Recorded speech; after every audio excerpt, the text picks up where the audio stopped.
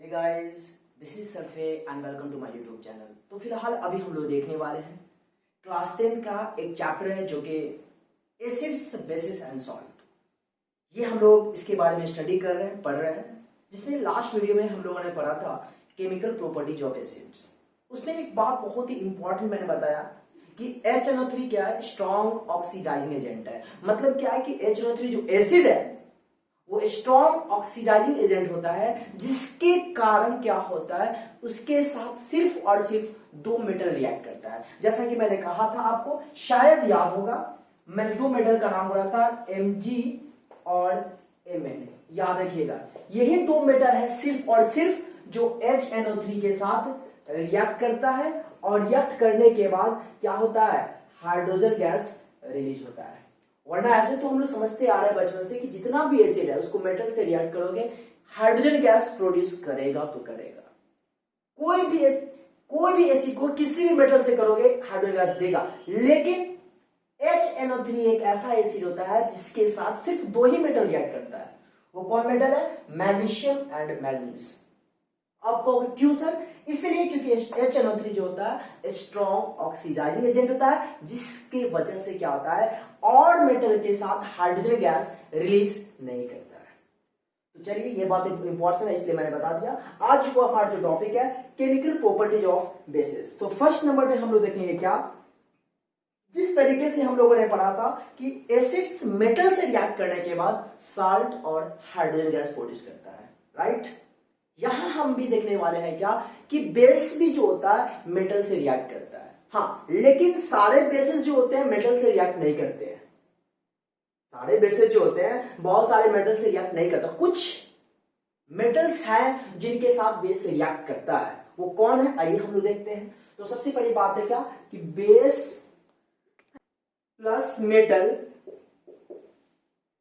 Gives जो आपका होगा सॉल्ट होगा, और प्लस इसमें भी हाइड्रोजन गैस एलिमेंट होगा।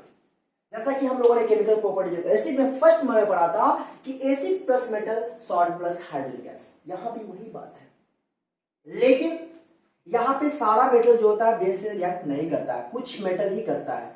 तो सबसे पहले एक बात मैं आपको समझाना चाहूंगा कि बेस आखिर कहते किसको है। हम लोगों ने लास्ट वीडियो पढ़ा था जिसमें वाटर में डिसॉल्व करने के बाद एक्वस सॉल्यूशन में वो OH- आयन अगर रिलीज करता हो तो हम उस सब्सटेंस को, उस केमिकल को बेस कहेंगे। बेस एक्चुअल में होता क्या है, बेस को एक्चुअली दो पार्ट में क्लासिफाई किया गया है। एक तो बेस हम लोग ऑलरेडी कहते ही है, एक दूसरे वर्ड में हम दूसरे को चीज को कहते हैं अल्कली। अब कहोगे अल्कली क्या होता है, तो अल्कली जो होता है एक ऐसा substance, those substance which are water soluble, जो वाटर सॉल्युबल होता है उसको हम अल्कली कहते हैं, और बेस उसको कहते हैं जो वाटर सॉल्युबल नहीं होता है। मतलब यह कि बेस को अल्कली नहीं कह सकते हैं, लेकिन अल्कली को हम बेस कह सकते हैं। ये बेस जो हो गया, जरूरी नहीं कि वाटर सॉल्युबल होगा, लेकिन अल्कली जो बेस होगा वो होगा जो वाटर सॉल्युबल होगा। और मैं आपको बता दूं, अल्कली मेटल जो होता है, दरअसल फर्स्ट ग्रुप को हम लोग अल्कली मेटल के नाम से जानते हैं। मॉडर्न पीरियड टेबल में 18 ग्रुप होता है, जिसमें first group is commonly known as alkali metal. Alkali metal कौन होता है? ग्रुप 18 जो होता है आपका, सॉरी ग्रुप 18 का है, ग्रुप वन आपका अल्कली मेटल है, और वो जो वाटर से मिलेगा तो वो अल्कली हमारा बना देगा। तो आइए हम यहाँ पे एग्जांपल देख रहे हैं, जो बिल्कुल चुनिंदा एग्जांपल है, दो ही एग्जांपल है, जनरली दो ही एग्जांपल से ये मतलब मेटल से ये रिएक्ट करता है। कौन है? गॉट माइएगा। बेस में मान लेते हैं आप NaOH, ये हमारा बेस है। इसको हम क्या करते हैं, Zn मेटल से रिएक्ट कराते हैं। मतलब कि NaOH को हम Zn से रिएक्ट कराएंगे तो हमें कंपाउंड क्या बनेगा, सिंपल सी बात है, यहां पर देख पा रहे हैं, सॉल्ट तो मिलेगा और प्लस हाइड्रोजन गैस लिबरेट करेगा। लेकिन अब मसला यह है कि सर कौन सॉल्ट बनेगा, कैसा कौन कंपाउंड बनेगा, वहां तो हम समझ रहे थे, यहां पर कैसे समझेंगे? तो जरा गौर फरमाइएगा मेरे प्यारे दोस्तों, यहां पर ZnOH होल ट्वाइस नहीं कहेंगे, यहां बनेगा क्या बता दूं, दो मेटल का सॉल्ट बनेगा, दो मेटल का सॉल्ट बनेगा। वहां हम लोग केमिकल प्रॉपर्टी में एसिड में पढ़ रहे थे क्या कि अगर कोई एसिड है वो मेटल से रिएक्ट करेगा तो एक मेटल और एक नॉन मेटल ZnCl2 बनता था, HCl प्लस ZnCl2 बनता था, मतलब एक मेटल और एक नॉन मेटल का सॉल्ट बनता था। यहां पर आप देख पा रहे हो यहां पे NaOH है प्लस Zn है, तो यहां पर जो सॉल्ट बनेगा वो दो मेटल का सॉल्ट बनेगा। कितना मेटल? दो मेटल का। अब कैसे बनेगा देख सकते हैं, सोडियम है, जिंक है और ऑक्सीजन है, तो आप ऐसा लिख दो सोडियम, जिंक और ऑक्सीजन। हाइड्रोजन गैस तो रिएक्ट करेगा ही, बेशक आप सभी जान रहे हो।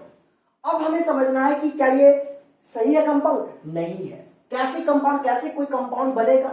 तो कैसे कोई कंपाउंड बनता है इसका वीडियो मैंने ऑलरेडी बना रखा है, वहां आप जाकर विजिट कर सकते हैं। लेकिन यहां पे मैं आपको समझाना चाहूंगा कि NaZnO कोई कंपाउंड होता नहीं है, उसके साथ कुछ एटम्स एटमिसिटी भी लगेगा। वो क्या लगेगा अभी उसी को डिस्कस करना है।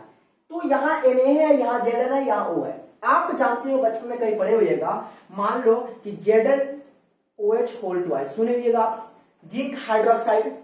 तो जिंक पे कितना चार्ज होता है? जिंक का वैलेंसी कितना होता है? +2। और हाइड्रोक्साइड का कितना आयन होता है? -1 आपने पढ़ा था, तो यहां क्या होगा? -2 हो जाएगा। ऑलरेडी 2 है, अब -1 होता है तो 2 × -1 -2। यानी किसी भी कंपाउंड में हमेशा याद रखिएगा, किसी भी कंपाउंड में ओवरऑल चार्ज 0 होना चाहिए, तभी हम समझेंगे कि वो हमारा कोई कंपाउंड है। जैसे जान लो ना यहाँ पर ZnCl2 है, तो Zn पर +2 हो गया, Cl में माइनस होता है तो -2 हो जाएगा, तो -2 + 2 0, ओवरऑल चार्ज 0 हो गया। सिमिलरली यहाँ पे आपको देख रहा है सोडियम मेटल है, सोडियम का एटॉमिक नंबर कितना होता है? सोडियम का एटॉमिक नंबर 11 होता है, तो 281।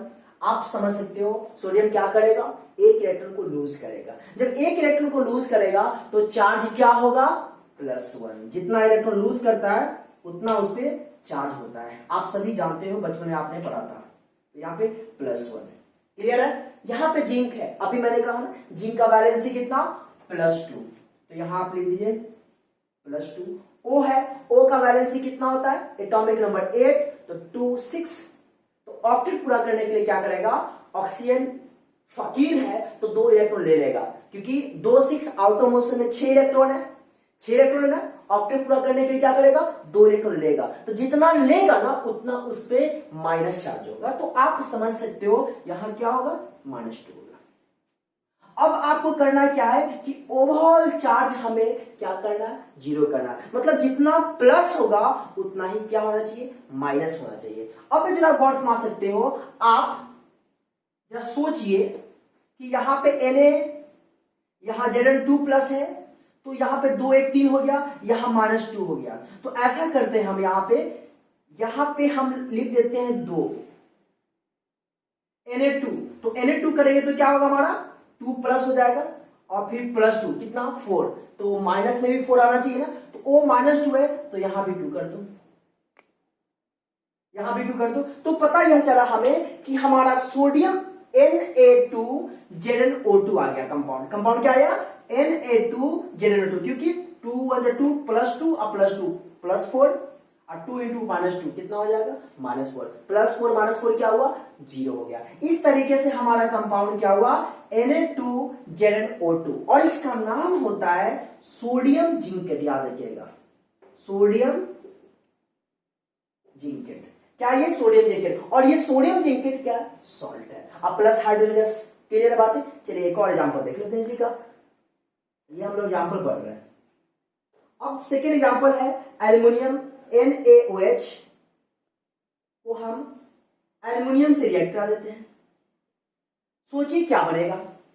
तो आप समझ रहे हो Na है, Al है और O है, तो जाहिर सी बात है जो हमारा कंपाउंड में सॉल्ट बनेगा 2 मेटल का होगा, NaAl और O। अब प्लस हाइड्रोजन H2 तो होगा ही, निकलेगा, लिबरेट करेगा, आप जान रहे हो इस बात से। चलिए अब हमें समझना है कि यहां पर सोडियम और एल्युमिनियम का जो सॉल्ट बनेगा उसका एक्चुअल में फॉर्मूला क्या होगा। फिर वही पुरानी बात, Na+1 हो जाएगा, O -2 होगा, Al होता है +3। तो अब जरा सोचिए हमें यहां पे कंप्लीट करना है, तो आप समझ सकते हो 3 1 4 हो गया, 3 1 4, और यहाँ पे O -2 है, तो +4 है तो -4 भी तो होना चाहिए ना, तो -4 आने के लिए क्या करेंगे, यहाँ पे 2 लगा दो, तो 2 2 या 4 -4 और 3 1 4 +4, -4 और +4 क्या हुआ 0। यानी फाइनली हमारा एक कंपाउंड का जो हुआ NaAl और O से जो कंपाउंड बनेगा वो NaAlO2, इसका नाम होगा सोडियम एल्यूमिनेट, सोडियम एल्यूमिनेट। और हमारा ये सोडियम एल्यूमिनेट क्या है, सॉल्ट है, और हाइड्रोजन गैस को लिबरेट किया। उम्मीद है बातें समझ में आई। चलिए, तो हमने यहां पे बताया आपको कि बेस सारे मेटल से रिएक्ट नहीं करता है, मोस्टली आप याद रखिएगा जिंक से करेगा और एल्यूमिनियम से रिएक्ट करेगा बस। और इसका दो ही केमिकल प्रॉपर्टी है, एक केमिकल प्रॉपर्टी तो हमने बता दिया। चलिए सेकेंड केमिकल प्रॉपर्टी हम लोग पढ़ लेते हैं। सेकेंड केमिकल प्रॉपर्टी में क्या कहता है कि बेस किसी भी नॉन मेटेलिक ऑक्साइड से, बेस किसी भी नॉन मेटेलिक ऑक्साइड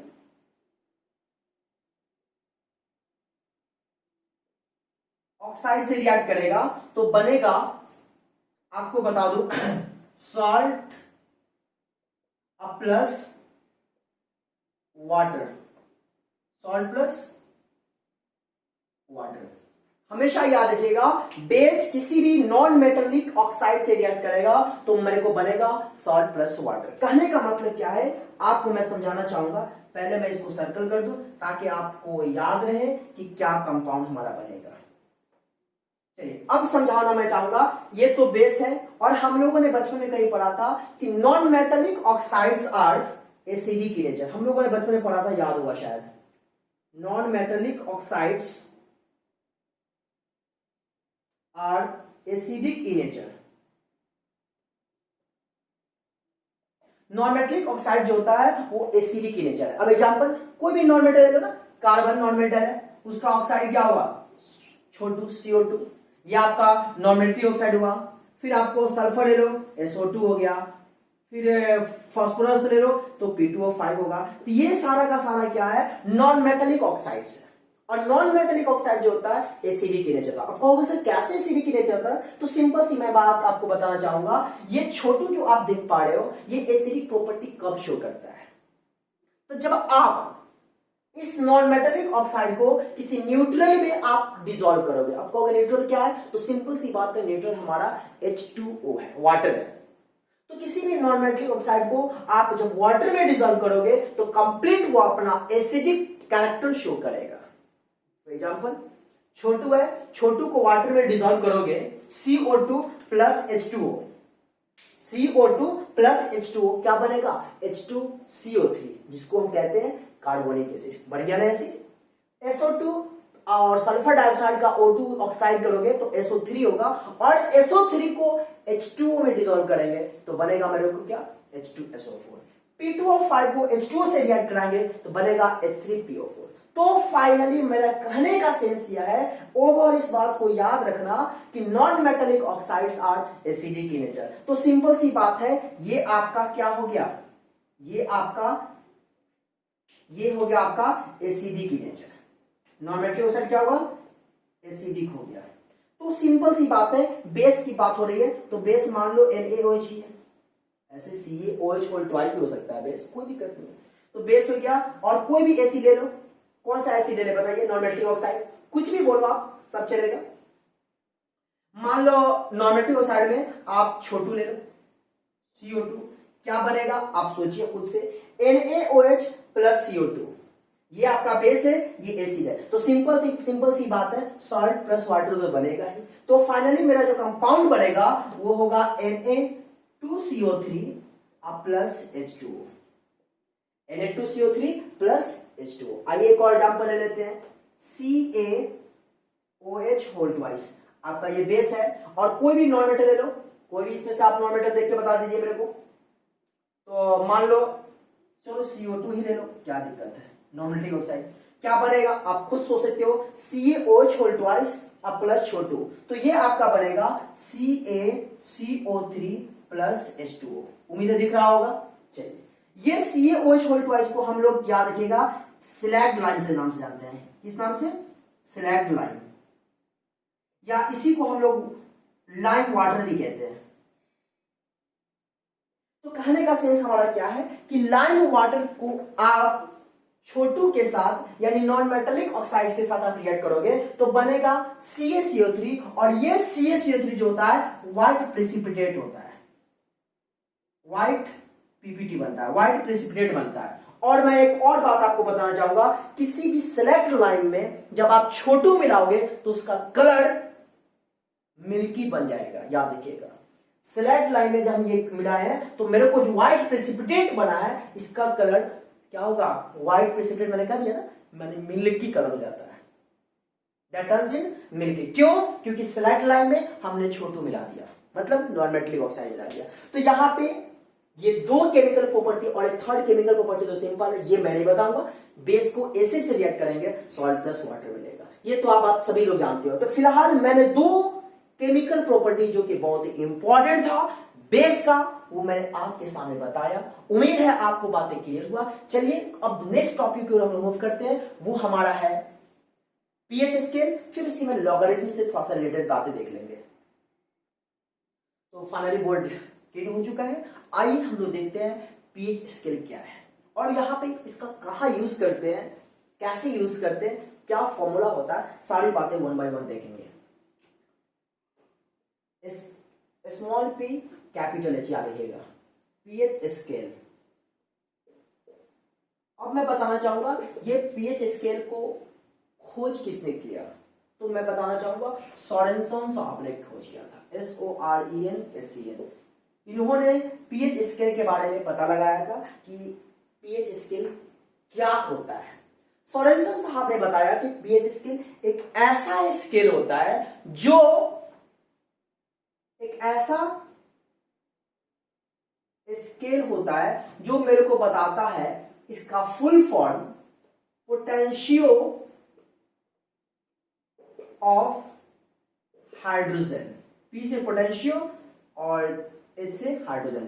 इसी को आप दूसरे वर्ड में ये भी कह सकते हो पावर ऑफ हाइड्रोजन, पी से पावर ऑफ हाइड्रोजन। इसे क्या होता है, पावर ऑफ हाइड्रोजन। फिर उसके बाद ये दरअसल बताता है पीएच स्केल क्या कि कोई भी एसिड्स और बेस उसको जब हम एक्वस सॉल्यूशन में डिसॉल्व करते हैं, वाटर में डिसॉल्व करते हैं, तो उसका कितना कैरेक्टर है, कितना उसका एसिडिक स्ट्रेंथ है, कितना उसका बेसिक स्ट्रेंथ है, ये सारी बातों को डिटरमाइन करता है कौन, पीएच स्केल। मतलब क्या कि स्ट्रेंथ ऑफ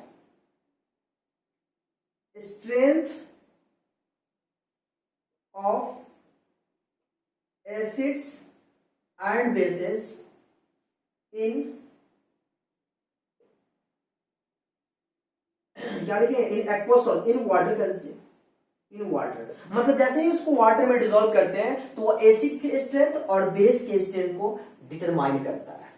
और भी इसका है, मैं बताना चाहूंगा, ये बताता है क्या, concentration of hydrogen ion, concentration of hydrogen ion, hydrogen ion, इसको शॉर्ट में कहेंगे H+। मतलब पीएच स्केल एक ऐसा स्केल होता है जिसको पोटेंशियल ऑफ हाइड्रोजन कहते हैं, दूसरी वर्ड में पावर ऑफ हाइड्रोजन कहते हैं। और ये इस चीज को बताता है कि जब एसिड्स और बेस को आप वाटर में डिसॉल्व कर दोगे तो डिसॉल्व करने के बाद एसिड का क्या स्ट्रेंथ है, बेस का क्या स्ट्रेंथ है, सॉल्ट का क्या स्ट्रेंथ है, ये सारी बातें बताता है कौन, पीएच स्केल। साथ ही एसिड्स और बेस में जब वाटर में डिसॉल्व करते हैं तो वो डिसोसिएट होता है, और डिसोसिएट होने के बाद क्या है कि उसमें हाइड्रोजन आयन को डिटरमाइन करता है, हाइड्रोजन आयन को, यहां मैंने लिख दिया है किसको, हाइड्रोजन आयन को वो डिटरमाइन करता है। तो इतनी सारी बातें मैंने बताया आपको पीएच स्केल के बारे में। फिर मैं आपको बताना चाहूंगा कि पीएच स्केल में 0 to 14 रेंज होता है। रेंज क्या होता है, 0 to 14। अब इसको 3 पार्ट में क्लासिफाई किया, एक पार्ट हो गया 0 to 14। पीएच स्केल जो होता है, एक स्केल होता है इस तरीके से, कभी देखे ना आप स्केल जो लाइनिंग करते हैं उसी तरह का शेप होता है। तो उसमें 0 से लेकर 14 तक डिजिट लिखा था, 0 1 2 3 4 5 6 7 8 9 10 11 12 13 14। अब उसके बाद क्या है, उसको क्लासिफाई किया गया है 0 to 7। और 0 to 7 को जो क्लासीफाई किया गया उसको कहा जाता है एसिडिक, और 7 to 14 को कहा जाता है, मैं आपको बताना चाहूंगा, वो कहा जाता है बेसिक, और 7 को हम लोग कहते हैं, सिर्फ 7 को न्यूट्रल। 7 को क्या कहते हैं? न्यूट्रल कहते हैं। 0 to 14 एक रेंज होता है जिसमें 0 to 7 हमारा क्या होता है? एसिडिक मीडियम होता है, 7 to 14 बेसिक होता है, एंड 7 न्यूट्रल होता है। मैं आपको बताना चाहूंगा कि पीएच स्केल जब भी अगर मान लो कि 7 से कम होगा, पीएच स्केल 7 से कम होगा, तो आप समझ लेना क्या कि उसका एसिडिक स्ट्रेंथ जो होगा क्या होगा? बढ़ेगा। मतलब यह कि लोअर द पीएच वैल्यू, यहां मैं लिख दे रहा हूं, ठीक है, lower the pH value, higher its acidic strength। जितना pH वैल्यू कम होगा उसका एसिडिक स्ट्रेंथ उतना ज्यादा होगा। मतलब यह कि अगर pH वैल्यू 0 है, 1 है, 2 है, 3 है, 1 तो आप 0 तो हटाइए दो फिलहाल, 1 है, 2 है, 3 है, तो इसको हम कहेंगे क्या? Strong acid. याद रखिएगा, क्या कहेंगे? Strong acid. और जैसे ही अगर पीएच वैल्यू मान लो आपका 4, 5 और 6 है, तो उसको कहेंगे वीक एसिड। क्या कहेंगे? Weak acid. बातें आपको समझ में आ रही है ना? जब पीएच वैल्यू 1, 2, 3 होगा तो क्या होगा? Strong acid. और जब पीएच वैल्यू 4, 5, 6 होगा तो उसको हम क्या कहेंगे? वीक एसिड कहेंगे। और साथ ही मैंने कहा है जितना पीएच वैल्यू कम होगा उतना ज्यादा क्या होगा? एसिडिक स्ट्रेंथ होगा, और जितना पीएच वैल्यू ज्यादा होगा उतना कम उसका एसिडिक स्ट्रेंथ होगा। तो आप समझ सकते हैं कि जिसका 1, 2, 3 होगा वो ज्यादा होगा, 4, 5, 6 कम होगा। ठीक है, इसके बाद मैं आपको बताना चाहूंगा, अगर pH value higher the pH value,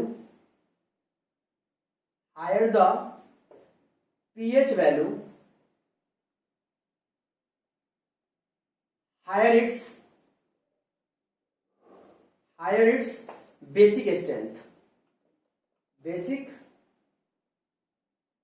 strength। मतलब जितना ज्यादा pH वैल्यू बढ़ेगा उतना ज्यादा उसका बेसिक प्रॉपर्टी जो है वो बढ़ेगा। मतलब यह कहना चाह रहा हूं कि अगर मान लो कि pH वैल्यू आपका 12, 13 और 14 होगा तो आप समझ लो स्ट्रॉन्ग बेस है, स्ट्रॉन्ग बेस है। अगर पीएच वैल्यू मान लो आपका है 8, 9, 10, 11, 12, तो आप समझ लो क्या है? वो वीक बेस है। बातें समझ में आ रही है मैं क्या कर रहा हूं? बेस में ठीक उल्टा होता है, जैसे जैसे पीएच वैल्यू बढ़ेगा उसका बेसिक प्रॉपर्टी जो होगा, बेसिक कैरेक्टर जो होगा वो इंक्रीज करेगा। लेकिन एसिड में ऐसा नहीं है, इसमें जैसे जैसे पीएच वैल्यू कम होगा उसका एसिडिक स्ट्रेंथ और एसिडिक कैरेक्टर ज्यादा होगा। बातें समझ में आ रही है? फिर से मैं आपको एक और बात बताना चाहूंगा छोटे से लम्हों में, कि अगर पीएच वैल्यू लेस देन 7 है तो आप समझ लेना एसिड होगा। अगर pH वैल्यू मोर देन 7 है तो आप समझ लो बेस होगा। अगर pH वैल्यू इक्वल टू 7 है तो उसको हम कहेंगे क्या? न्यूट्रल कहेंगे, जिसमें न्यूट्रल कहा जाता है सिर्फ और सिर्फ वाटर को। याद रखिएगा, वाटर आपका क्या होगा? न्यूट्रल होगा। तो ये सारी बातें मैंने बताया pH से रिलेटेड बातें। अब हम लोग देख लेते हैं pH का क्या फॉर्मूला होता है, और इस पर न्यूमेरिकल हम लोग नेक्स्ट वीडियो में देखेंगे। pH क्या होता है हम लोगों ने पढ़ लिया, पीएच का क्या एक्सप्रेशन होता है अभी देखेंगे। फिर इसके बाद पीएच जो फॉर्मूला अप्लाई करेंगे उसमें लॉगरिथम से बातें आएगी, और उसको हम लोग थोड़ा सा वन बाय वन इस पर डिस्कस करेंगे। तो बोर्ड को रब करते हैं। तो फाइनली बोर्ड क्लियर हो चुका है। अब हम लोग देख लेते हैं पीएच का क्या एक्सप्रेशन होता है, और पीएच में जो एक्सप्रेशन आएगा उसमें कैसे हम न्यूमेरिकल्स बनाने में थोड़ा सा मददगार होगा, इन सारी बातों को देखना है। जरा गौर फरमाइए, हमेशा याद रखिएगा पीएच इक्वल होता है minus log concentration of H+ ion. ये जो स्क्वायर ब्रैकेट आप देख पा रहे हो, स्क्वायर ब्रैकेट को कहते हैं कंसंट्रेशन। मैं यहां लिख दूं क्या? इसको कहते हैं कंसंट्रेशन, याद रखिएगा। स्क्वायर ब्रैकेट को क्या कहते हैं? कंसंट्रेशन कहते हैं। तो pH equal minus log H plus ion, ये फॉर्मूला हमें कौन दिए? सोरेनसन साहब ने दिया। क्यों दिया? तो एसिड्स और बेस के pH वैल्यू को फाइंड करने के लिए। जैसा कि मैंने कहा था अभी कि pH वैल्यू एसिड का लेस देन 7 होता है, मतलब 1 होगा, 2 3 4 5 6। तो एसिड का pH वैल्यू ये 1 2 3 4 5 कह रहे हैं, तो कैसे आता है? तो इसी एक्सप्रेशन के जरिए आता है। इसी फॉर्मूला का अप्लाई करते हैं, फिर हमें आता है pH वैल्यू किसी एसिड का। बातें समझ में आ रही है ना?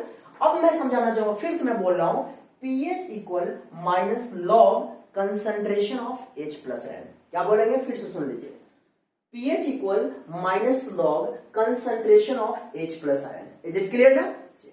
इसमें ये एक लॉग आया है, मतलब लॉगरिथमिक का एक फॉर्मूला हम लोग देखेंगे कि कैसे होता है, क्या होता है। जब गॉट मारिएगा, एल आपका लॉगरिथम है, तो आपका फर्स्ट नंबर जो फॉर्मूला है, गॉट मारिएगा लॉग m इंटू एन। याद रखेंगे, log m plus log n होता है। बहुत ही कारगर फॉर्मूला है, इस बात को हमेशा ध्यान में रखिएगा। Log m into n, log m plus log n। Simple सी ऐसी बात याद रखना है। जब p इंटू में होगा उसको हम प्लस में लिखेंगे, log m into n, log m plus log n। बातें समझ में आ रही है ना? चलिए, फिर उसके बाद सेकेंड फॉर्मूला आपका है लॉग m बाई n। तो लॉग m बाई n होता है, डिवाइड में जब होता है तो हम लिखते हैं क्या? Log m minus log n। मतलब जब डिवाइड में होगा तो क्या लिखेंगे? माइनस में, log m by n, log m minus log m। उसके बाद थर्ड है आपका लॉग m का पावर n, लॉग m का पावर n। तो पावर वाला पहले आ जाएगा और फिर लिखा जाएगा ऐसा, मतलब पावर वाला पहले आ गया तो n लॉग m। ये इतना मैंने लिखा, तीन फॉर्मूला जो कि बहुत ही कारगर है, इसको हमेशा जेहन में रखना है। और इसी तीनों फॉर्मूला का यूज करते हुए आपको मैं फिर से बता दूं, ये तीन फॉर्मूला आपको क्लास 11th में भी काम देगा, क्लास 12th में भी काम देगा, केमिस्ट्री में भी काम देगा, फिजिक्स में भी काम देगा और मैथमेटिक्स में भी काम देगा, ये गारंटी है। तो इस बात को हमेशा याद रखिएगा, इनटू में तो प्लस में, डिवाइड में होगा तो माइनस में, और पावर में जब होगा मतलब log m to the power n, तो पावर वाला टर्म पहले आ जाएगा, फिर उसके बाद क्या लिखेंगे? n log n। क्लियर बात है? चलिए हम लोग 1 से लेकर 10 तक कुछ लॉग का फॉर्मूला देख लेते हैं, मतलब वैल्यू देख लेते हैं, जिसको जेहन में रखना है, तभी आप इस एसिड्स, बेस और सॉल्ट में आप न्यूमेरिकल्स को सॉल्व कर सकते हो। तो चलिए स्टार्ट करते हैं। सबसे पहली बात याद रखिएगा, log 1 की बात होती है तो log 1 0 होता है, याद रखेंगे। और log 2 होता है 0.477। कुछ log का वैल्यू मैं बता दे रहा हूं, जिसको ध्यान में रखिएगा। यहां दिख रहा है log 3, आपको बता दूं, सॉरी log 2 0.47 नहीं, सॉरी गलत हो गया, 0.301, log 2 0.301, log 3 0.477। बच गया क्या?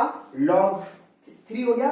अब log 4, तो log 4, फिर इसके बाद है log 5, log 5 होता है 0.698, और log 6, फिर उसके बाद है log 7 का होता है 0.847, फिर उसके बाद आपका log 8 है, तो log 8 आप खुद से फाइंड करोगे, और log 9 खुद से फाइंड करोगे, और log 10 आपको याद रखिएगा 10 का log 10 1 होता है। इतना सारा बात, log 1 0, log 2 0.301, log 3 0.477, 4 का नहीं मालूम, log 5 0.698, 6 का नहीं मालूम, log 7 0.847, log 8 नहीं मालूम, log 9 नहीं मालूम, log 10 1। तो कहोगे सर नहीं मालूम है तो आप बताओ, तो आप देख सकते हैं log 10 1, log 1 0, log 2 0.301, log 3 0.477। अब जो बच गया उसको हम कैसे फाइंड करेंगे, ये देखना है। तो आप जरा गॉट मार सकते हैं, log 4 इसको क्या ले सकते हैं?